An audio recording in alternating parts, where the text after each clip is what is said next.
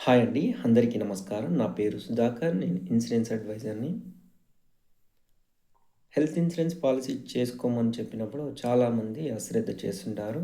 కానీ అనుకోని సంఘటన వల్ల అనారోగ్య పాలై హాస్పిటల్‌లో అడ్మిట్ అయితే మనం సేవ్ చేస్తున్న మనీతో పాటు బయట అప్పు తేవాల్సొస్తుంది. ఎందుకంటే ప్రెజెంట్ హాస్పిటల్ బిల్స్ విపరీతంగా పెరిగాయండి.